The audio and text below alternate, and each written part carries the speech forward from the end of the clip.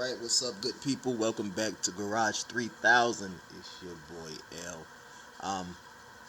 Today I'm doing a fuel pressure test on 2010 Yamaha R1. It starts up, but it's intermittently. It's like it starts up when it wants to. We ran battery tests, a barrage of battery tests actually, and we're getting, it's a 12-volt battery.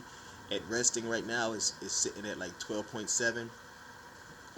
With the bike on, it jumps up to 13, like 0.4 or so, revving, while we're revving. So we're assuming the stator's doing what it's supposed to do, judging by all the research we've done.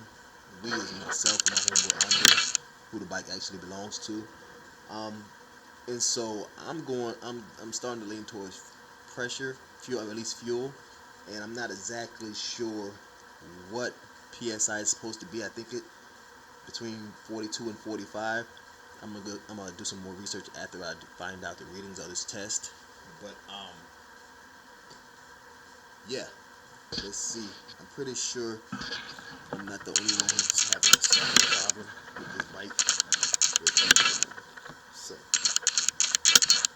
let's see what the gauge reads. And I have the gauge hooked up.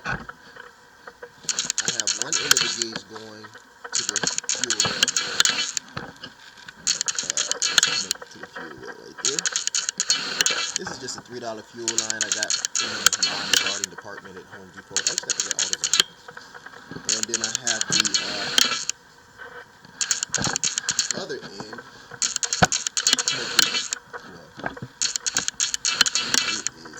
connected to the fuel pump, the fuel line coming, the fuel outlet coming from the fuel pump. So fuel pump, gauge, and the other end is going to the fuel. This is a little Harbor Freight tool. Now I've gotten a lot of slack from viewers about my Harbor Freight tool, but I've been using this thing for like 5 years, and it's been doing me justice. So I haven't had the need. Snickers. I haven't had the need to replace it just yet. All the readings I've done seem to be accurate. Let's see if we can get it.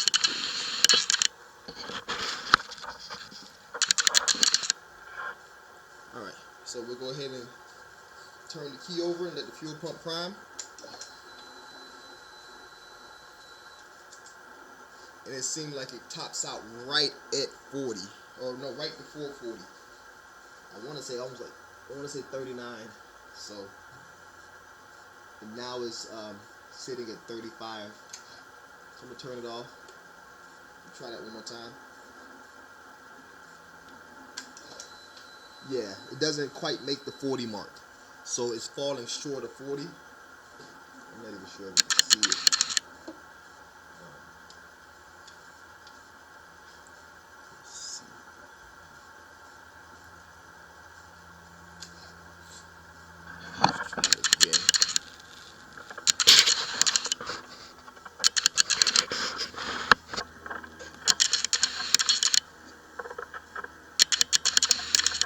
And on.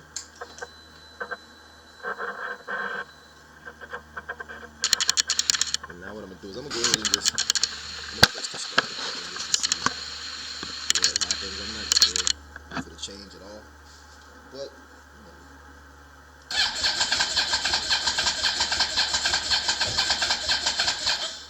okay. So right now the battery seems to be very low.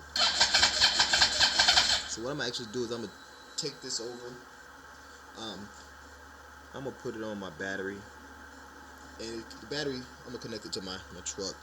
The battery could be low because I've been installing these aftermarket blinkers, and actually let me go ahead and show you these. I love them actually. They're a lot brighter.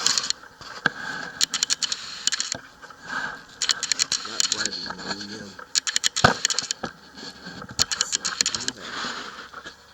You can't see them right now because the sun is shining directly into it, so that sucks. But the right one is on right now. Let's use these little strips that just stick onto the passenger pegs and just route up to the inside of the battery box. And there's one on both sides. And at night, bridge just ridiculously just bright. So of course we took off all the OEM tail tag information, tag bracket, and we're looking into getting an integrated tail light. But they're like $30, which isn't bad. But these were $4, like $7 or something. And they actually came. They was off eBay. And it came in like 3 days. So it's a temporary fix that may actually stay around a little longer, depending on how Joe likes them. But I think they're awesome. So I killed the battery. Let me go get a battery. I'm gonna go get a power charger. Alright, here I am. I actually have the bike hooked up to my truck, and I'm not 100% sure what the protocol is for having it hooked up to your truck. I say that because I've read conflicting accounts. Some people say it's okay to have your vehicle on, some people say it's not. I found that with it off, it just doesn't get enough power to do what you need. So with that being said, mine is on. I have my positive connected to the battery, and of course my negative grounded throughout the chassis of my car, of my truck. This is the OEM battery. Well, actually, I'm not sure if it's OEM. The bike was bought secondhand, so it's a WPS, Western Power Sports battery, with I want to say like 150 cranking amps. I'm looking into replacing that with one that has either 196 cranking amps or one that has 220 cranking amps. And I'm thinking that might be where I want to go, because with it hooked up to the battery, the PSI actually jumped up a fraction to 40. So it jumped up from 39 to 40, and I'm still not sure exactly what OEM spec is supposed to be for the fuel, how much pressure the fuel pump to put out, but that one little PSI seems to have made a difference, because the bike turns over like on the first try with more battery power at 40 PSI. So with that being said, I'm going to go ahead and turn the bike on, and you'll see that before it was at 30. Now it's at a even 40.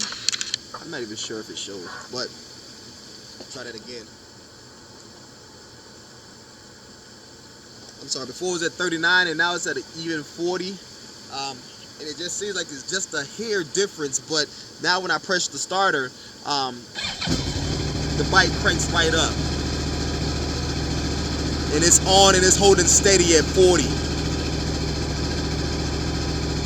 So I think I'm going to start with replacing the battery, and then if that doesn't work, I'll revisit this fuel line. Fuel pump.